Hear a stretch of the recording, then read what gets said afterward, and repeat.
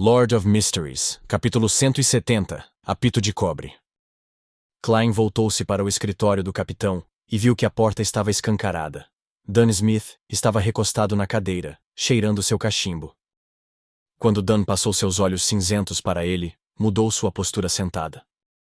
Você parece estar em boa forma, nada como alguém que acabou de consumir uma poção. Essa pode ser a vantagem de digerir completamente uma poção antes de subir de nível.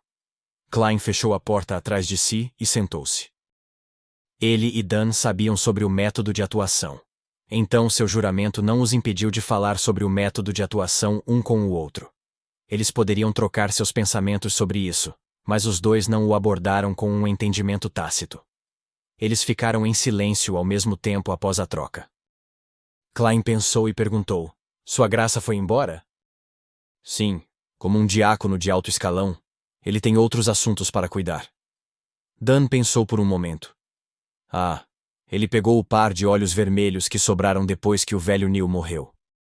Klein ficou chocado e confuso. Por quê? Dan pegou seu café e tomou um gole. Ele respondeu após um longo silêncio. Não devemos mentir para nós mesmos. Um descontrolado já é um monstro, e como eu disse antes, os monstros deixam para trás coisas que são ricas em poderes de Beyonder depois que eles morrem. Quando essas relíquias não podem ser controladas, elas devem ser seladas. Sim, essa é uma das origens mais comuns dos artefatos selados. De acordo com as regras internas dos falcões noturnos, os itens deixados pelos descontrolados precisam ser armazenados em outro lugar, para que não afetem seus parceiros. Uma regra lógica, Klein assentiu pesadamente. De repente, ele notou nitidamente que o capitão havia perdido alguma coisa. Então, ele perguntou curioso: E se o item deixado para trás for controlável? Dan olhou para ele, seus olhos cinzentos eram profundos como uma noite tranquila. Ele suspirou e disse: Você não gostaria de saber a resposta?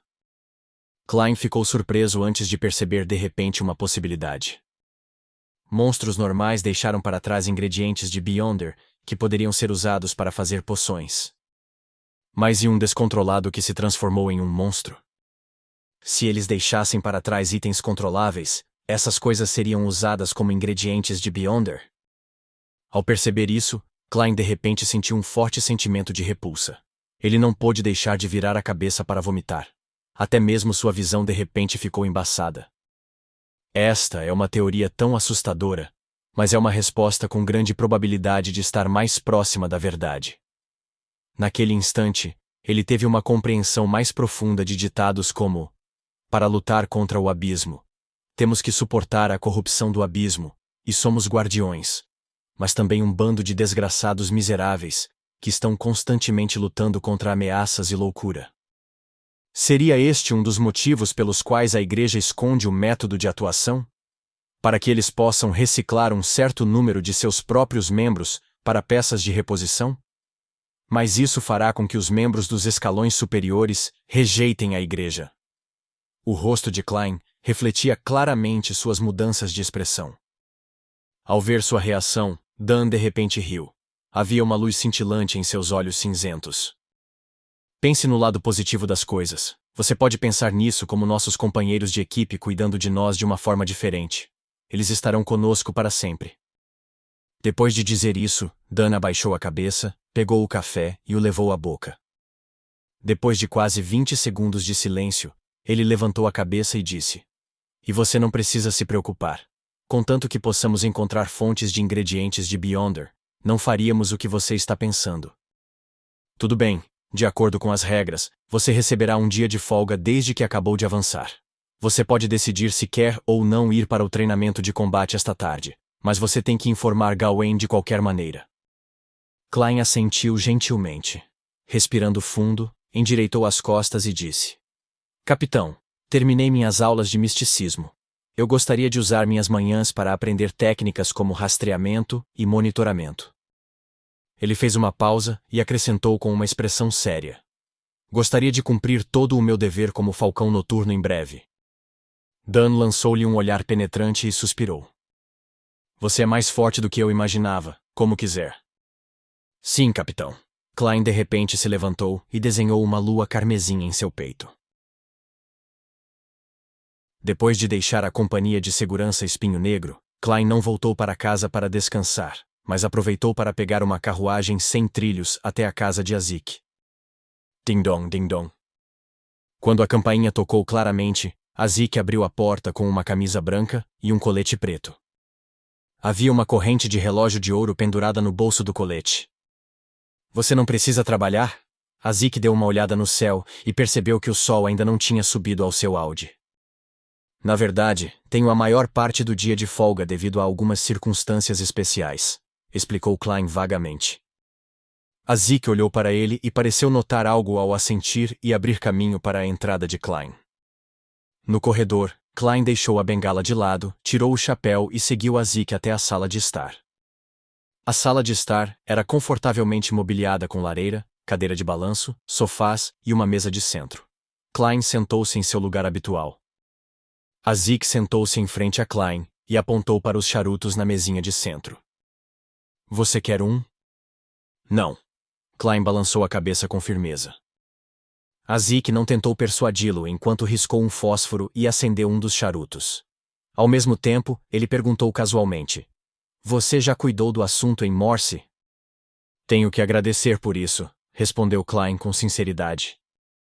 Ao mesmo tempo, ele satirizou secretamente.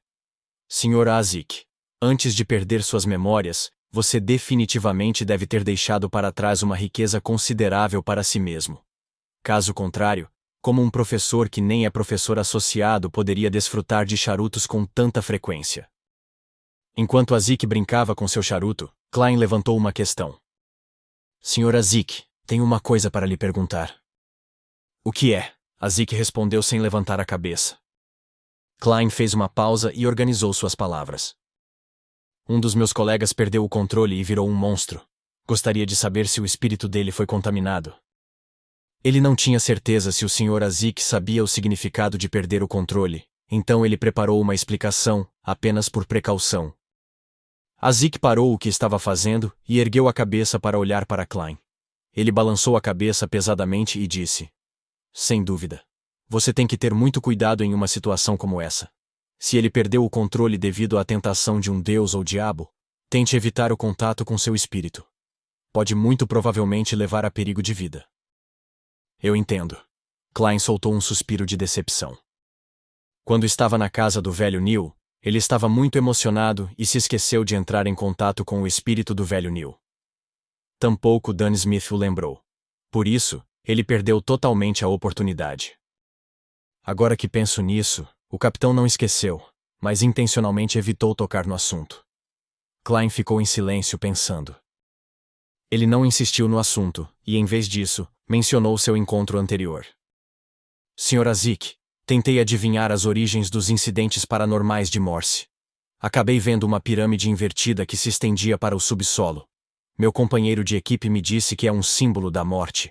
Somente seus descendentes receberiam tal honra. Azik largou o fósforo e pegou o cortador de charutos quando de repente caiu em transe. Ele ficou imóvel por um bom tempo. Ele se recostou na cadeira e exibiu uma expressão estranhamente sombria. Depois de um tempo, disse com uma voz profunda: Isso me dá uma sensação muito familiar, mas parece que não estou me lembrando de nada. Eu sinto muito, Klein suspirou sinceramente. Ele imaginou que poderia usar a revelação obtida de sua adivinhação para devolver ainda mais as memórias do Sr. Azik. Azik cortou a tampa do charuto, balançou a cabeça e sorriu amargamente. Se fosse algo que pudesse ser lembrado facilmente, acho que há muito tempo teria encontrado uma maneira de escapar do meu destino. Claro, tenho que agradecer por sua gentileza. Obrigado por se lembrar de mim esse tempo todo. Ele pensou por um momento antes de acrescentar: e vou deixar Tingen em um futuro próximo. Por quê? Klein perguntou surpreso. Não dissemos que iríamos encontrar o manipulador nos bastidores, a pessoa que afetou meu destino e roubou o crânio de seu filho? Azik segurou seu charuto e suspirou antes de explicar. O alvo pode ter notado minha atenção e investigação. Ele não tomou nenhuma atitude recentemente, deixando-me sem pistas. Assim, estou pensando em deixar Tingen por enquanto e ir para Backlund. Por um lado, posso aproveitar para procurar vestígios que deixei antes de perder as memórias. Por outro lado, minha ausência pode fazer com que o alvo baixe a guarda. Isso mesmo. A última perda de memória do Sr. Azik foi na Universidade de Backlund. É uma pena que você não possa tomar o meu lugar, procurando pela casa com chaminé vermelha. Klein assentiu solenemente e disse: Vou prestar muita atenção nisso. Assim que o alvo agir e se expor, eu o informarei imediatamente. Sr. Azik, como vou informá-lo sobre as coisas em tempo hábil? Klein teve a ideia de que, se Azik fosse descendente da morte, ou se ele estivesse ligado à morte de uma certa maneira, seus poderes seriam algo semelhante à sequência do colecionador de cadáveres. Ele definitivamente tinha uma maneira de se comunicar como o mensageiro da Madame Daly. Em outras palavras, isso poderia confirmar se Azik era realmente parente da morte ou um descendente da morte. Azik deu uma tragada em seu charuto e pensou por quase 20 segundos. Ele tirou um enfeite da manga esquerda. Era um apito de cobre intrincado, mas antigo. Havia muitos padrões únicos que o preenchiam com uma aura misteriosa. Isso é algo que eu tinha comigo quando acordei em Backlund. Quando você assoprar, convocará um mensageiro que pertence a mim.